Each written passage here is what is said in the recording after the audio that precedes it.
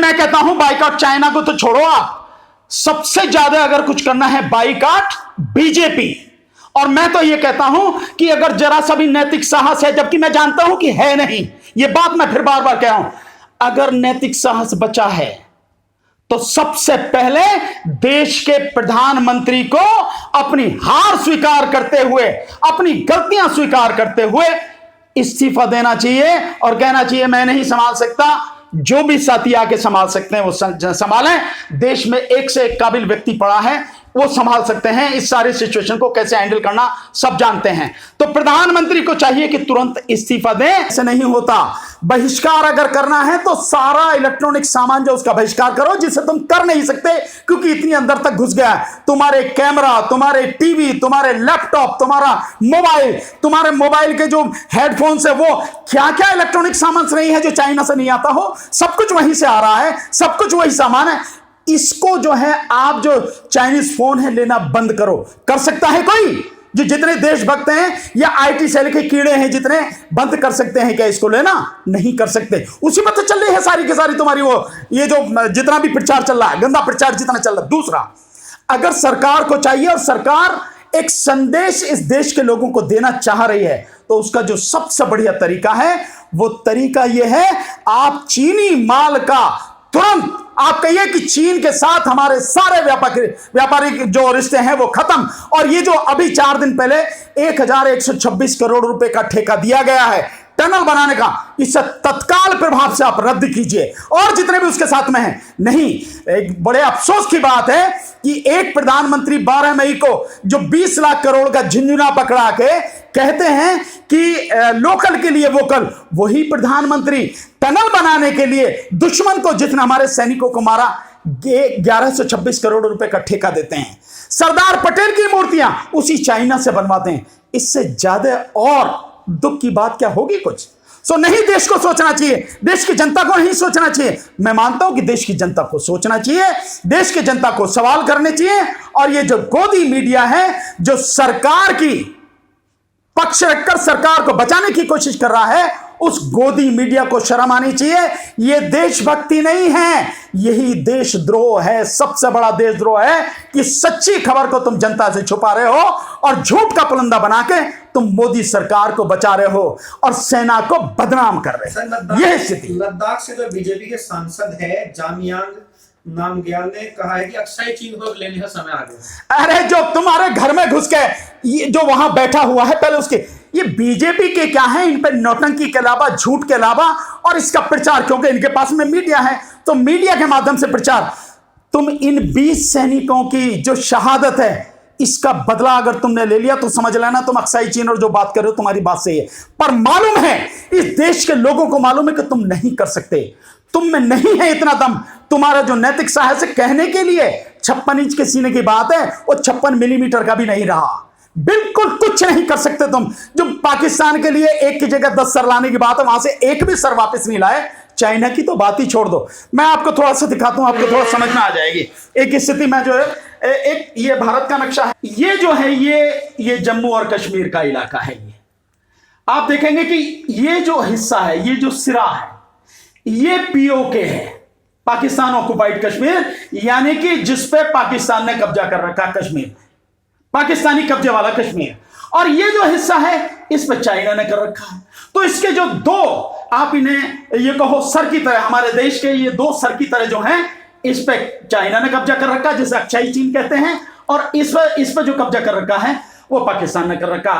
सरकार को करना क्या चाहिए? अब हुआ क्या है, चाइना ने यहां से होते हुए ये जो पीओके है, इस पीओके में से इकोनॉमिक कॉरिडोर, आर्थिक गलियारा बनाया है। और वो गलियारा यहां पाक ऑक्युपाइड कश्मीर में से होता हुआ, पाकिस्तान में से होता हुआ यहां आ गया। यहां अरब सागर में कराची के पास तक आएगा वो, ये अरब सागर। तो ये जो अरब सागर है, यानी कि चाइना की इस रास्ते से होते हुए यहां पहुंच हो गई ये अरब सागर। इधर यहां पे ये देखिए, आप नीचे देखें, श्रीलंका में उसने एक नौसैनिक अड्डा बनाया है और उस नौसैनिक अड्डे को 99 साल के पट्टे पर चाइना ने ले लिया। यहां से हमारी जो दूरी है, हमारे देश की दूरी मात्र 150 किलोमीटर है। यहां वो आकर बैठ गया है। इधर वो बांग्लादेश के साथ में बांग्लादेश को सपोर्ट करके पैसा देके यहां बंगाल की खाड़ी में आने की कोशिश कर रहा है। इस नक्शे से थोड़ा सा अगर इसको हम इधर देखें तो यहां के करीब कहीं यहां वो पड़ता है जो साउथ चाइना का इलाका है, जो इधर है, वहां उसकी गतिविधियां लगातार चल रही हैं। ये यहां पे आ गया। तो अब और तीसरा एक चीज और देखिए, ये नेपाल है, नेपाल के साथ में भी उसका समझौता हुआ है। ये देखें, ये इलाका, ये हमारा उत्तराखंड, ये उत्तर प्रदेश और ये बिहार और ये आपका जो पश्चिम बंगाल और ये सिक्किम, ये जो नेपाल का इलाका है, नेपाल के साथ में अभी चाइना ने एक समझौता किया और नेपाल एक सड़क बना रहा जो यहां से बिहार से उत्तर प्रदेश होते हुए उत्तराखंड तक जा रही है। मतलब आप पूरी देखिए कि यहां से लेके यहां तक पूरा सड़क के रास्ते आपको यहां से कवर कर लिया, इधर से सड़क के रास्ते होता हुआ पूरे पाकिस्तान में होता, पाकिस्तान आपका विरोधी है ही, अरब सागर में पहुंच गया, हिंद महासागर में पहुंच गया, मालदीव उसके कब्जे में है ही है, वहां उसने अपनी सेना की जो वो उसके लिए वो सब मिलेगा उसको पूरी तरह से जो है इतना कर्जे में डुबा दिया मालदीव को कि वो उसके बाहर नहीं निकल सकता चाइना के। और इधर आ गया बंगाल की खाड़ी। तो हम तीनों तरफ से जो समुद्र का रास्ता है, अरब सागर, बंगाल की खाड़ी, हिंद महासागर, चाइना यहां से घेर रहा, इधर सड़क के रास्ते से घेर रहा, इधर सड़क के रास्ते से घेर रहा। हमें समझ में नहीं आता, सरकार को समझ में नहीं आती कि क्या कर रही है सरकार। और इस इकोनॉमिक कॉरिडोर पे जब उन्हें पहले ही ऑब्जेक्शन करनी चाहिए, 6 साल में एक शब्द नहीं कहा और कह रहे हैं अक्साई चीन का इलाका है जो है, इसे हम इस लेंगे, इस पे बात लेंगे। अबे पहले यहां से जो यहां लेह लद्दाख में जो घुस गए हैं, पहले यहां से निकाल के मार के भगाओ ना उन्हें, नहीं भगा पा रहे अभी तुम, ये स्थिति है। और इधर से जो है पहले इससे जो ये जो बात करें, तुम इसका विरोध नहीं कर सकते, पाकिस्तान से लेगो क्या? ये स्थिति है जिसको हमें समझना निहायत जरूरी है। ये जो बीजेपी सरकार है, ये लोगों को लगातार सिर्फ और सिर्फ धोखा दे रही है। इसके नेता, एमएलए, एमपी और यहां तक खुद प्रधानमंत्री नरेंद्र मोदी, गृह मंत्री और आपके जो है ये रक्षा मंत्री सिर्फ और सिर्फ देश की जनता को धोखा दे रहे हैं और कुछ नहीं कर रहे हैं। सर 2014 के चुनाव में विदेश नीति को लेकर खूब बातचीत हुई। जब भी सवाल पूछा गया तो बीजेपी तरफ से, मोदी की तरफ से कहा गया कि नहीं तो हम किसी को आंख दिखाएंगे ना झुकाएंगे, आंख से आंख मिलाकर बात करेंगे, लाल आंख करके बात करेंगे। लाल आंख करके तो होगी ना लाल आंख, आपका खून बहा दिया उन्होंने और इससे ज्यादा लाल आंख क्या होंगी। और आप आंख भी नहीं दिखाने की स्थिति में हो, आप आंख दिखाने की भी स्थिति में नहीं हो। तो देखिए, मैं बहुत पहले से कहता हूं और पूरा देश नहीं पूरी दुनिया आप जानती है कि मोदी सरकार केवल और केवल प्रोपेगेंडा पे, विज्ञापन पे, प्रायोजित कार्यक्रम पर, इस पर है, झूठ का आडंबर इन्होंने खड़ा किया है। हकीकत से कोई लेना देना नहीं है। जमीनी सच्चाई क्या है उसे ना ये जानते हैं, ना जानना चाहते हैं, ना उसे हल करने की इनमें योग्यता है, ना ही इनमें इतना आत्मबल है जो उसे हल कर सकें। मैं ये मानता हूं कि हमें इन सारी चीजों को देखते हुए सरकार को बहुत ही तरीके से काम करना चाहिए। राहुल गांधी इतने दिन से कह रहे हैं, क्या उसे मूर्ख समझ रहे राहुल गांधी को? उस आदमी ने लगातार आपको जगह, गांधी ने जो कहा कि जो हमारे जो जवान हैं वो निहत्थे थे, उनके पास हथियार नहीं था, इस बात को आप कैसे देखते हैं? नहीं, मैं इसको नहीं कह सकता कि क्या स्थिति, लेकिन देखिए दो तरह की रिपोर्ट आ रही है कि जो सैनिक जो जिनकी हत्या हुई है वो सैनिक का एक कहा जा रहा है कि ईंट पत्थरों से मारा गया है, और एक रिपोर्ट ये भी आ रही है कि नहीं, पोस्टमार्टम के बाद जो पता लगा कि गोलियों के निशान हैं। वैसे भी एक जनरल आपको एक प्रश्न, अगर पत्थरबाजी होगी, उस पत्थरबाजी में इतने संख्या में लोग नहीं मारे जा सकते, निश्चित रूप से गोलियां चली होंगी। और जब कह रहे हैं, क्योंकि सेना का जो स्टेटमेंट है, सेना का स्टेटमेंट कल उस पर एनडीटीवी इंडिया पर रवीश कुमार जी ने पूरा इंग्लिश में जो लिखा है वो पढ़ के सुनाया, और उसमें लिखा है कि चाइना ने मारा है, किल्ड शब्द यूज हुआ है, हमारे सैनिकों को मारा है। तो इस सारी चीज को समझने की जरूरत है। ये प्रचार है और आप 2 दिन बाद क्यों बता रहे हैं? आपने तुरंत क्यों नहीं बताया? 15 तारीख को ही क्यों नहीं बताया? आपने 16 में नहीं बताया, आपने 17 तारीख को 4 बजे के बाद आप उन सैनिकों के नाम बता रहे हैं और कह रहे हैं 20 सैनिक हमारे जो हैं उसमें शहीद हुए हैं। सर, कांग्रेस की सरकार में बीजेपी के तमाम नेता बार बार खुलकर के सड़कों पर आते थे, विदेश नीति पर सवाल उठाते थे, लेकिन आज अब जब बीजेपी की सरकार में लोग सवाल उठा रहे हैं, आप जैसे लोग जो खुलकर बोल रहे हैं, क्या आपको लग रहा है आपकी बात को पॉजिटिव वे में लिया जाएगा, एक सकारात्मक वे में लिया जाएगा, या फिर देशद्रोही और तमाम जो है उपनाम दे रहे हैं? देखिए, वो तो उनका काम ही है कि जो देश के हक में बोले, जो सच बात कहे, देश के भले की बात कहे, उससे देशद्रोही कहना ये तो उनका एजेंडा है बीजेपी का। मैं इसमें कुछ नहीं जाता। पहले विदेश नीति को लेकर सवाल उठाती रही है कांग्रेस के टाइम में, लेकिन आज जब सवाल पूछा जा रहा है तो देशद्रोही कह दिया जाता है। निश्चित रूप से वो सब वो करें है क्या? देखिए, इसके पीछे कारण क्या है क्योंकि इनकी विदेश नीति पूरी तरह से फेल है, इनकी गृह नीति पूरी तरह से फेल है। हकीकत यह है कि जिस समय देश को एक माकूल जवाब देना चाहिए था, उसके बहुत तरीके हैं जिस तरह से हम दे सकते हैं, और मुंह तोड़ जवाब हम चाइना को दे सकते हैं। इतनी ताकत इस देश में है, इस देश की सेना में है, इस देश में रहने वाले लोगों की बुद्धि में है। ऐसे काबिल लोग हैं, हम उसको माकूल जवाब दे सकते थे। लेकिन दिक्कत यह है कि बीजेपी को सत्ता की हवस है, और राज्यसभा चुनाव हो रहे हैं तो वो एमएलए को खरीदने के चक्कर में लगातार लगी हुई कि किस तरह से राज्यसभा में अपने कैंडिडेट अधिक से अधिक पहुंचाए। यह है, तो यह खरीद फरोख्त तुम्हारे की है, उनकी राजनीति चल रही है। आलोचना के लिए क्या अभी नहीं रुका जाना चाहिए? नहीं, देखिए कि किस बात के लिए रुका जाना चाहिए।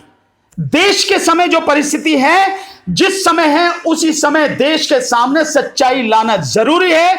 देश की जनता के सामने सच्चाई लाना निहायत जरूरी है। देश की जनता को गुमराह नहीं किया जा सकता। क्यों? क्योंकि सच्चाई जब जनता के सामने आएगी, क्योंकि जनता का भी तो इस दुख से लेना देना है, दुख सुख से, इसीलिए जनता को सच्चाई बताना जरूरी है। वो क्या आप पे ठप्पा लगाते हैं, क्या नहीं लगाते हैं, ये वो जाने।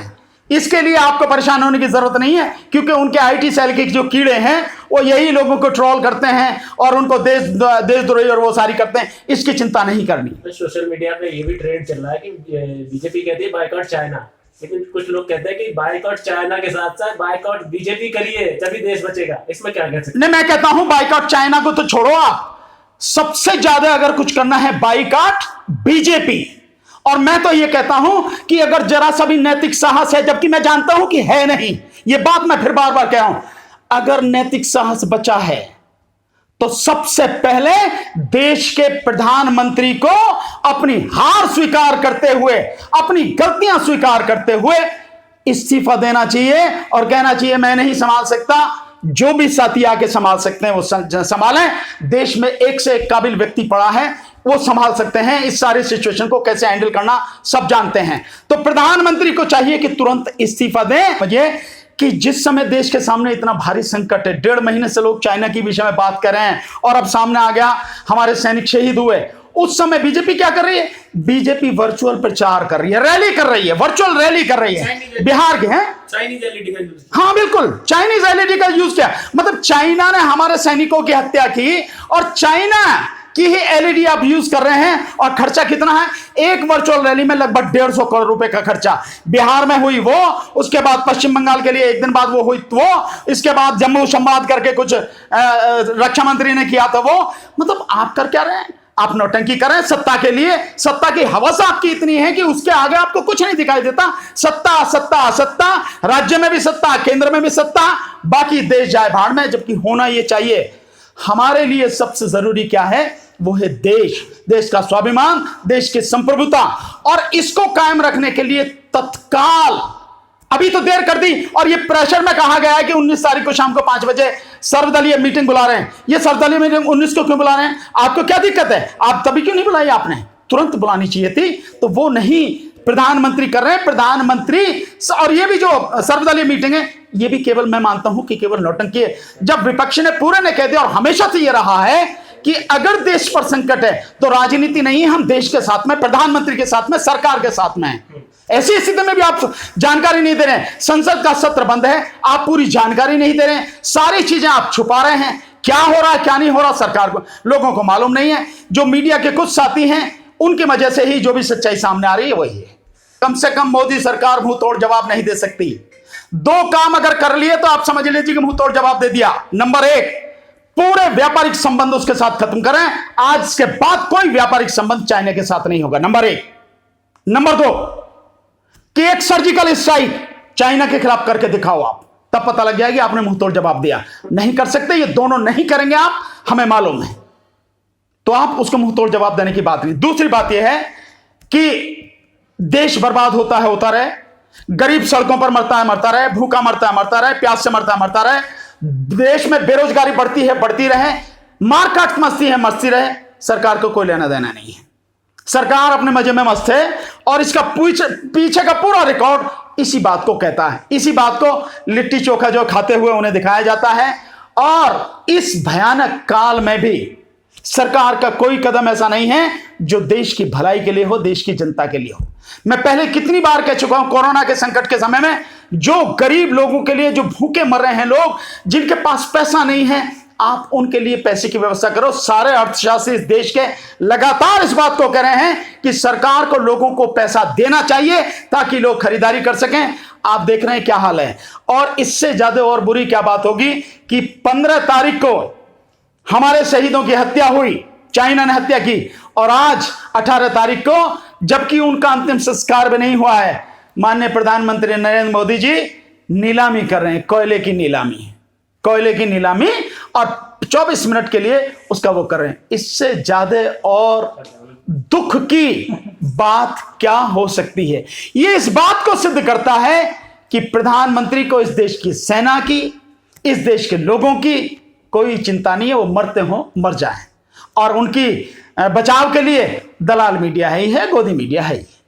ठीक है।